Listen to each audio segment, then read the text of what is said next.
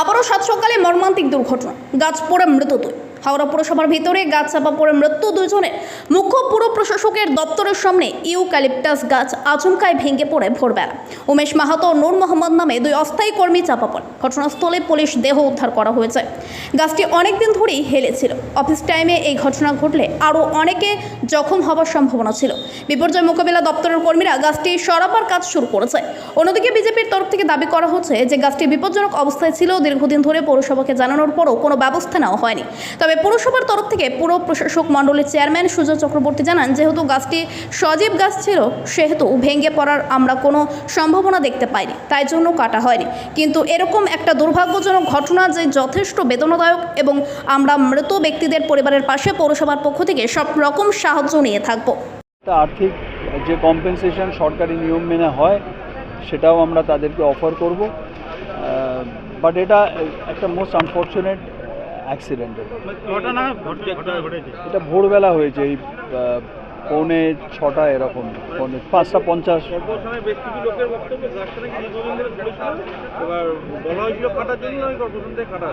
না না, এরকম কোনো ব্যাপার না। গাছটা আমি আবারও বলছি, গাছটা আপনারা ছবি করলে দেখতে পাবেন যে এটা এরম নয় যে একটা পুরনো গাছ। গাছটা একটা সবুজ পাতা ভর্তি গাছ, হঠাৎ করে পড়ে গেছে। সেটা আপনারা যদি ছবি তোলেন দেখতে পাবেন।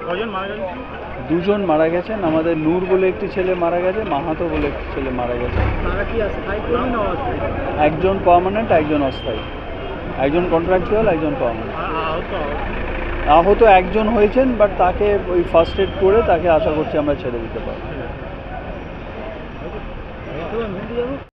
এবারে ওনাকে চা আনতে পাঠালো নূর ইসলাম। চা নিয়ে এসে আমি, উমেশ মাহাতো যে মারা গেছে, নূর, তিনজনে চা খেয়ে আমরা তিনজনেই বসে একটা পেপার নিয়ে একটা নূর ইসলামকে দিলাম আর একটা আমি পড়ছি, আর উমেশ পিছনে মোবাইল দেখছে।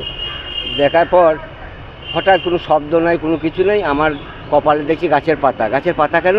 তখন দেখছি দুজনেই ওরা ডেট। ওটা ওই 5:45। নূর ইসলাম তোমার হাওড়া কর্পোরেশনের গানম্যান, রাত্রে ডিউটি, ও 6টা ডিউটি শেষ হতো বাড়ি যেত, কিন্তু 5:45 ওদের অন্য শিফটে লোক আসবে তবে যেতে পাবে। আর আমিও গানম্যান, আমি ক্যাশ গার্ডে থাকি, আমার এখানে কোয়ার্টার আছে, আমি এখানে সকালে এসে বসে চা খাই।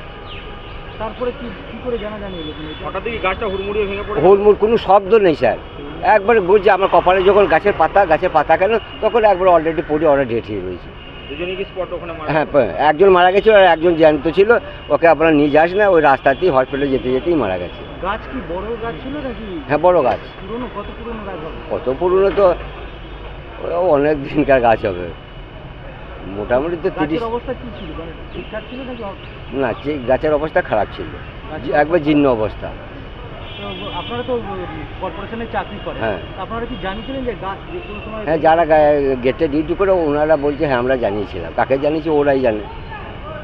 এবার আমার নাম মোহাম্মদ হানিম মণ্ডল। একটা ভয়ঙ্কর মর্মান্তিক দুর্ঘটনা হাবড়া পৌর নিগমের ভিতরে হলো, যেখানে হাবড়া পৌর নিগমের প্রশাসক মণ্ডলীর চেয়ারম্যানের অফিস, তার ঠিক সামনে একটি বড় গাছ পড়ে গেল। না কোনো জোরের বৃষ্টি, না আঁধি, না তুফান, গাছটা পড়ে গেল। দুজনের মৃত্যু হয়ে গেছে। যে হাওড়া পৌর নিগমের উপরে দায়িত্ব আছে পুরো হাওড়া শহরের দেখভাল করার, তারা নিজের অফিসের সামনে গাছের কি পরিস্থিতি সেটা দেখতে পারলো না। আমি অনেক দিন ধরে ডিজাস্টার ম্যানেজমেন্ট গ্রুপও দেখতে পাচ্ছি না। কিছু বছর আগে হাওড়া পৌর নিগমের গেটের সামনে জল জমেছিল, সেখানে কারেন্ট এসে গেল আর এক মহিলার মৃত্যু হয়েছে। হাওড়া শহরের অবস্থা খুবই খারাপ। আজকে যেটা আমরা দেখেছি সেটা পূর্ণভাবে দুর্ভাগ্যজনক। এর থেকে বড় দুর্ভাগ্যের ঘটনা আর কিছু হতে পারে না। গাছ পড়ে গেল, মানুষ মরে গেছে, তার জবাবদেহি কে নেবে? এই প্রাণটা গেল কেন? অফিসের ভিতরে যে গাছ, সে গাছের কি অবস্থা সেটা খোঁজ নেওয়ার লোক নেই। পুরো হাওড়া কর্পোরেশন মুন্ডুবিহীন আছে।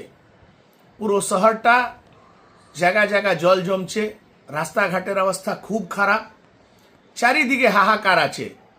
হাবড়া পৌর নিগম পূর্ণভাবে ফেলিওর।